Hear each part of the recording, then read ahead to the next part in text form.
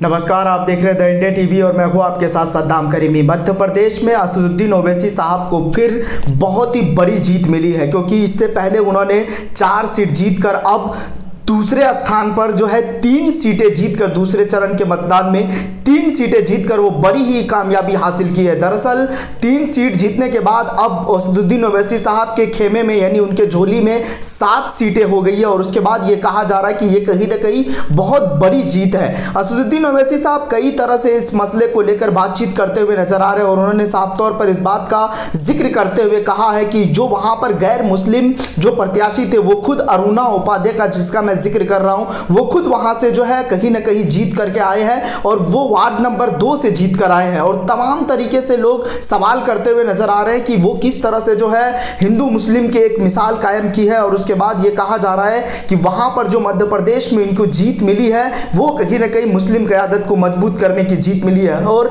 जिस तरह से वो कई जगह से चुनाव लड़ने की बात करते हैं असदुद्दीन ओवैसी साहब, चाहे वो भोपाल हो, इंदौर हो, रतलाम हो, जबलपुर हो, खंडवा हो, बुरहानपुर हो, और उसके बाद जो है किस तरह से जो है खरगोन में वो अब जीत हासिल की है। खरगोन में इसलिए वो चुनाव लड़ते हुए नजर आए, कहा जा रहा है कि अप्रैल में दंगा हुआ था। बुरहानपुर में मुस्लिम बहुल इलाका है, वो इसलिए वहां चुनाव लड़े। खंडवा में नवंबर 2021 में पटाखा छोड़ने पर बवाल हुआ था और अक्सर वहां तनाव के माहौल होते हैं और चर्चा में रहते हैं। जबलपुर नवंबर 2021 में ईद पर सांप्रदायिक तनाव हुआ था। भोपाल में ज्ञानवापी की तरह जमा मस्जिद विवाद और हनुमान जयंती पर जुलूस जो निकाला गया था उसमें तनाव हुआ था। इंदौर में अगस्त 2021 में चूड़ी वाले की पिटाई की गई थी और रतलाम में 15 मई 2022 को मंदिर में गौवंश फेंकने को लेकर जो बात हुई थी और वहां पर भी काफी चर्चा हुआ था और तनाव हुआ था। लेकिन खरगोन में अगर 3 सीटें ओवैसी साहब जीतते हैं, यानी वार्ड नंबर 2 पर अरुणा उपाध्याय, जिसका जिक्र मैं पहले कर चुका हूं, और वार्ड नंबर 15 में शकील खान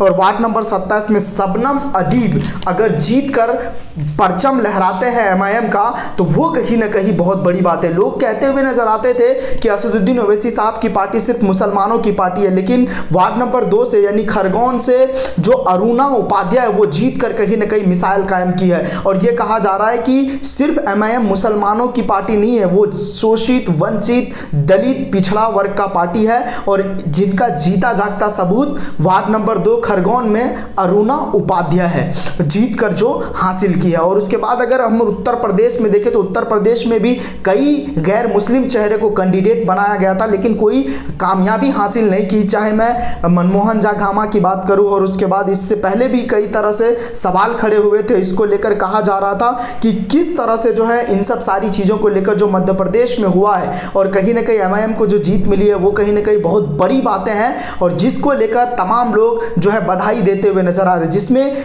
3 महिलाएं हैं, यानी अगर 4 सीट इससे पहले भी जीतते हैं तो उसमें 3 महिलाएं होती है और इस बार भी अगर 3 सीटें जीतते हैं तो उसमें भी एक महिला होती है, यानी 7 सीटें मिलाकर असदुद्दीन ओवैसी साहब जीत गए हैं, जिसमें जो है 4 महिलाएं हैं और उसके बाद जो है 3 जेंट्स हैं। लेकिन यह भी बात कही जा रही है कि अब जो एमआईएम जो वहां पर दस्तक दी है और उसके बाद पहले जो है कांग्रेस और बीजेपी में ये चीजें अटकी रहती थी, लेकिन अब इन चीजों को जो है लोग दरकिनार करते हुए नजर आए और जिसका जिक्र मैं पहले कर चुका हूं कि खरगोन में क्यों लड़ा गया चुनाव और उसके बाद रतलाम में क्यों लड़ा गया, इंदौर में क्यों लड़ा गया, क्योंकि इंदौर में चूड़ी वाले की पिटाई की जाती थी और असदुद्दीन ओवैसी साहब इसकी दुहाई देते हुए नजर आ रहे थे। लेकिन अब 2023 के चुनाव में क्या यही तस्वीरें रहेगी या फिर और इससे इतर होगा? लेकिन कई सारे सवाल हैं जिनका जिक्र लगातार होता रहा है और मध्य प्रदेश के चुनाव में खासकर हो रहा है, क्योंकि खरगोन के 3 सीटें अगर एमआईएम के झोली में गई है तो वो कहीं ना कहीं बड़ी कामयाबी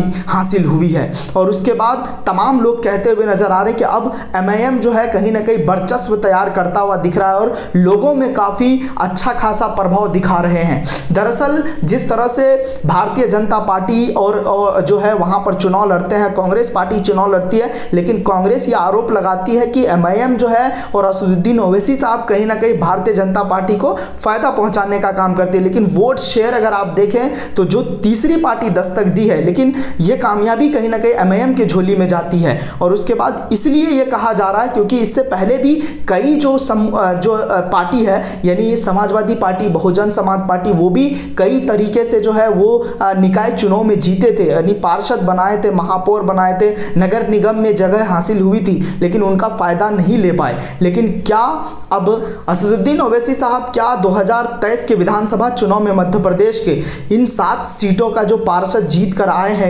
क्या इनका फ़ायदा 2023 के विधानसभा चुनाव में उठा पाएंगे? इसको लेकर आप क्या सोच रहे हैं? आपकी क्या प्रतिक्रिया है? आप हमें कमेंट कर जरूर बताएं। आपके कमेंट का स्वागत किया जाएगा। फिलहाल इस रिपोर्ट में बस इतना ही। बाकी ताज़ा तरीन खबरों के लिए देखते रहिए द इंडिया टीवी। नमस्कार। चैनल को लाइक, शेयर एंड सब्सक्राइब करें और बेल आइकन दबाना ना भूलें।